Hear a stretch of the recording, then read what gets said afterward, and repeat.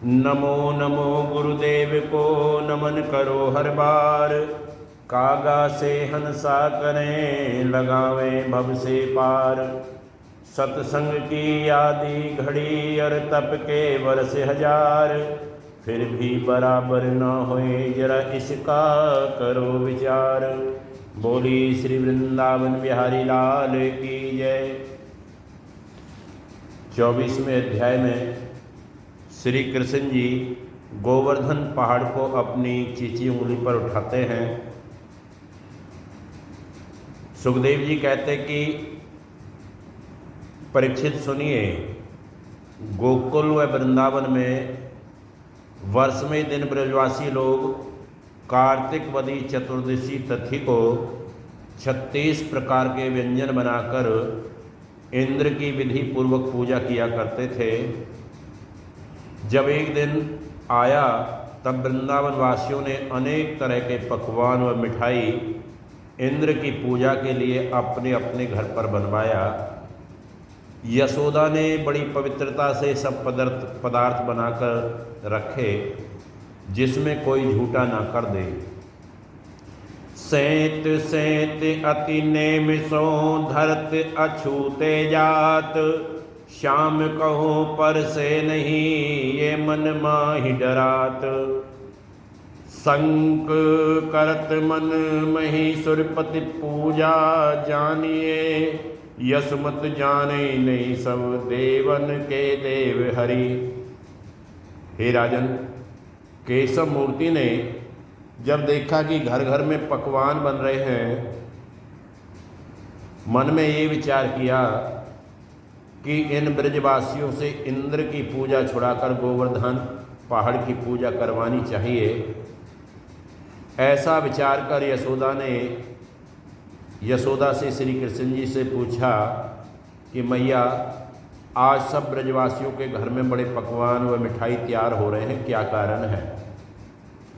यशोदा बोली कि बेटा, इस समय मुझसे बात मत कर, मुझे समय नहीं है, मैं बहुत बिजी हूँ। तू अपने पिता बाबा नंद से जाकर पूछ ले। ये बात सुनकर मोहन प्यारे बलराम जी के समेत नंद बाबा के पास गए और क्या बोलते हैं। तब हरि बोले नंद सो मधुर मंद मुस्काए। करत पुजाई कौन की बाबा मोहे बताए। बड़े मंद मंद मुस्काते हुए कन्हैया जी बाबा नंद से पूछते कि बाबा, आज किसकी पूजा करने की तैयारी हो रही है, जरा मुझे बतलाइए। हे बाबा, ये कौन सा देवता है जिनकी पूजा करने से भक्ति व मुक्ति मिलती है, उनका नाम मुझे बतलाइए। बड़ों को उचित है कि अपने परिवार की कुल की रीति जो होती है वो छोटे बच्चों को जरूर बतलाएं, क्योंकि बचपन में सीखी हुई बात बहुत काम आती है, कभी नहीं भूली जाती। ये सुनकर बाबा नंद बोले कि बेटा, अब तक तुमने इस पूजा का हाल नहीं सुना है। ये सब सामग्री हम मेघों के राजा इंद्र की पूजा के लिए बना रहे हैं। उनके पूजा करने से वर्षा अच्छी होती है, घास व अन्न अच्छा उपजता है, जिससे सब जीव सुख पाते हैं। ये पूजा हमारे कुल में हमारे बाप दादा करते आए हैं। माखन प्रभु बोले तभी तात बात सुन लेहू। जेह पूजन नहीं होते है तह बरसत नहीं मेहू। तो कन्हैया जी बाबा नंद से कह रहे कि बाबा, एक बात मेरी सुनिए, जहाँ इंद्र की पूजा नहीं होती क्या वहाँ पर वर्षा नहीं होती? हे बाबा, आज तक जो कुछ हमारे बड़ों ने जाने अनजाने में किया है सो अच्छा हुआ, पर तुम लोग जानबूझकर धर्म की राह छोड़कर कुराह पर मत चलिए। संसार में 3 तरह के धर्म होते हैं। एक वो जो वेद शास्त्र के अनुसार किया जाए, दूसरा जो लोक व्यवहार से किया जाए, तीसरा जो अपने मन से किया जाए। सो वेद के प्रमाण करने से उसका फल मिलता है। भला तुम ही बताओ, इंद्र की पूजा करने से क्या मिलेगा? वो किसी को भक्ति, मुक्ति, रिद्धि सिद्धि का वरदान नहीं दे सकता। इंद्र आप 100 यज्ञ करके इंद्रासन पाता है, तब देवता उसे अपना राजा करके मानते हैं। इससे वो परमेश्वर नहीं हो सकता। जब वो दैत्यों से लड़ाई में भागकर कहीं जाता छिपता है, तब नारायण जी उसकी सहायता करते हैं। इस करके अपना धर्म पहचान कर परमेश्वर की पूजा क्यों नहीं करते? इंद्र का किया कुछ नहीं हो सकता। जो लोग अपने अज्ञान से नारायण जी को, जो इंद्र आदि सब देवताओं के मालिक हैं, छोड़कर दूसरे देवता की पूजा करते हैं, उन्हें मूर्ख समझना चाहिए। दुख और सुख परमेश्वर की इच्छा से होता है। नारायण जी की इच्छा से बिना वृक्ष के एक पत्ता भी नहीं हिल सकता। इंद्र भी उन्हीं की कृपा से इस पदवी को पहुंचता है। जो बात विधाता ने सबके कर्म में लिख दी है वही बात होती है, उससे तिल भर भी घट बढ़ नहीं सकता। सुख व संपत्ति, परिवार, धन दौलत, ये सब अच्छी वस्तुएं अपने धर्म व कर्म से मिलती हैं। वर्षा का हाल तुम इस तरह समझो कि 8 महीने तक सूर्य देवता पृथ्वी का जो जल सोखते हैं वही जल 4 महीने बरसात में बरसाते हैं। उसी से अन्न, घास आदि उत्पन्न होता है। ब्रह्मा ने 4 वर्ण बनाए हैं, ब्राह्मण, क्षत्रिय, वैश्य और शूद्र। उनके लिए एक एक कर्म इस तरह लिख दिया है कि ब्राह्मण वेद व विद्या पढ़े, क्षत्रिय सबकी रक्षा करे, वैश्य खेती करे और व्यापार करे। सो हे पिता, हमारा वर्ण वैश्य क्या है? हमारे यहाँ बहुत सी गौएँ इकट्ठी रहती हैं।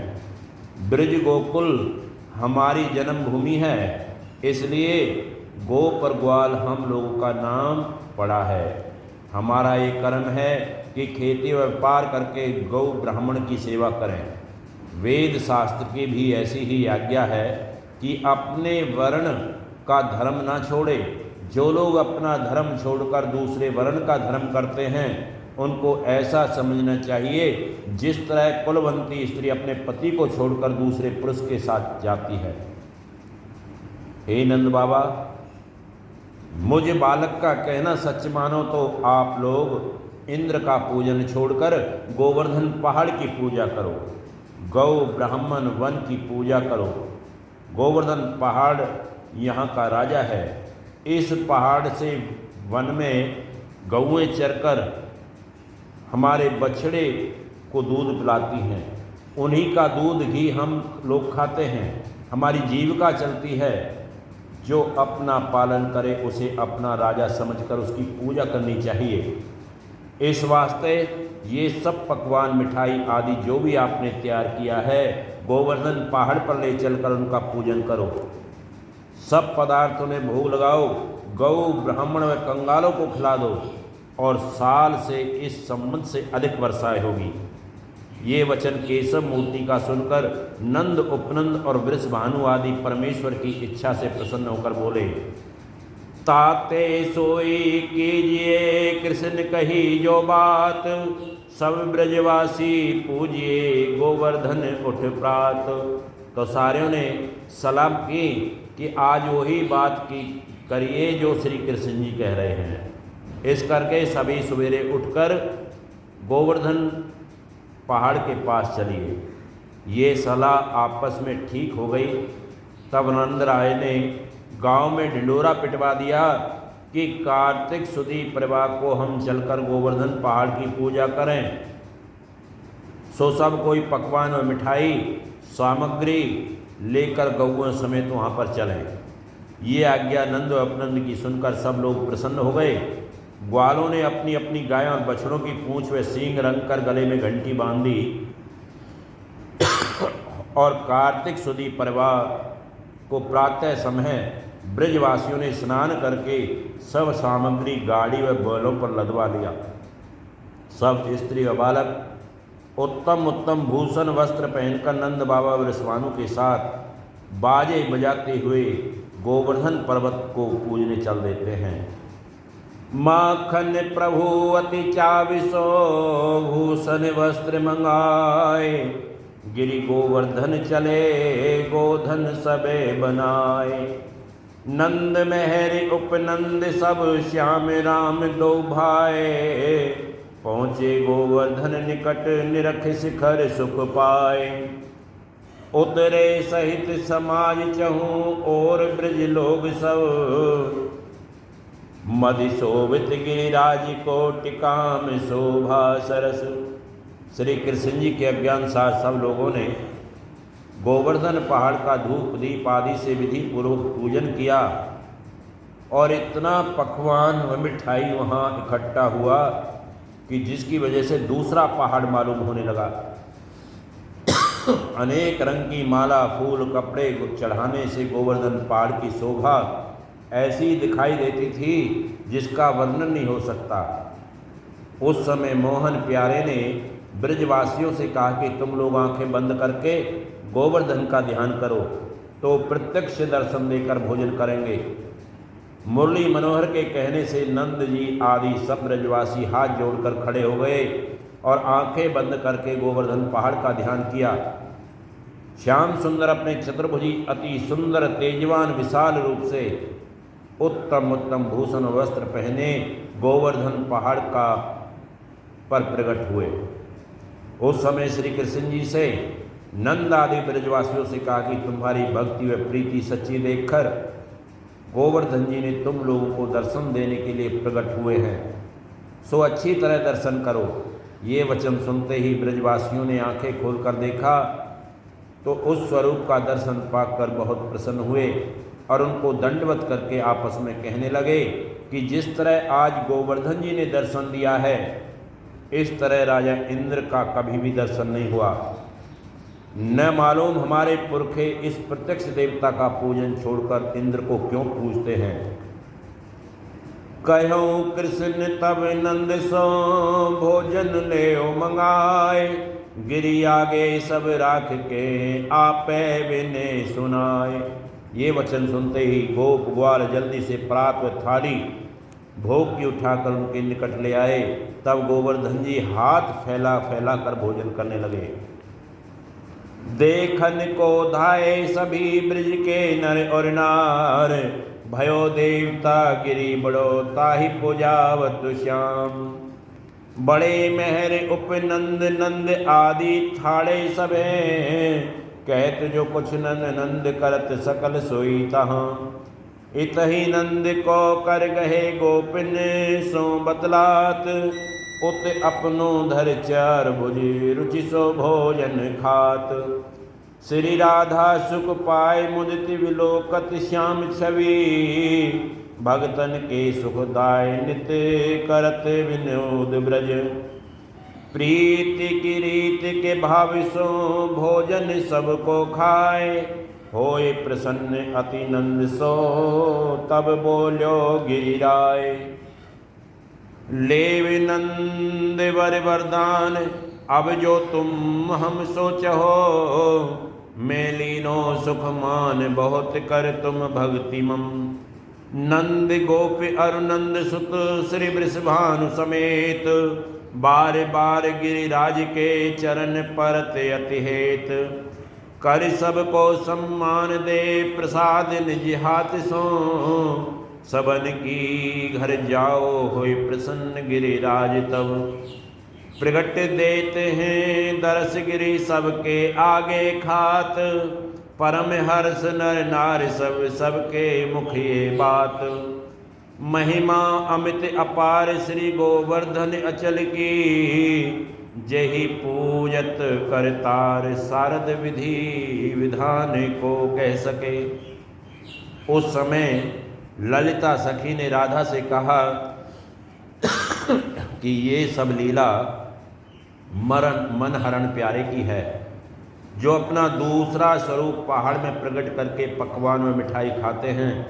हे राजन, जब गोवर्धन नाथ जी भोजन करके अंतर्ध्यान हो गए तब नंद ने वहाँ होम करने के बाद परिक्रमा करके ब्राह्मणों को बहुत सा सोना गौ धन दौलत दान दिया। पहले ब्राह्मण गायों और कंगालों को खिलाकर पीछे से सब ब्रजवासियों समेत भोजन किया। श्री कृष्ण जी एक ग्रास अपने हाथ से उठाकर खाया, सो ब्रह्मा महादेव और विष्णु आदि सभी देवताओं और तीनों लोकों के जीवों का पेट भर गया। माखन प्रभु हरिदेव हैं, सब देवन को मूल, मूल ही सींचे होते है हरे पात और फूल फल फूल। भगवान श्री कृष्ण जी सभी देवताओं के देवता हैं। जैसे एक पेड़ के जड़ में पानी देते हैं तो उसी से फल और फूल निकलते हैं, उसी तरह एक श्री कृष्ण जी की पूजा करने से सभी देवता प्रसन्न हो जाते हैं और 4 पदार्थ इंसान को मिलते हैं। हे राजन, उस दिन ब्रजवासी रात को उसी समय रहकर बड़े आनंद से रात भर गाते बजाते रहे। दूसरे दिन उसी तरह आनंद मनाते हुए गायों और बछड़ों समेत अपने अपने घर आए।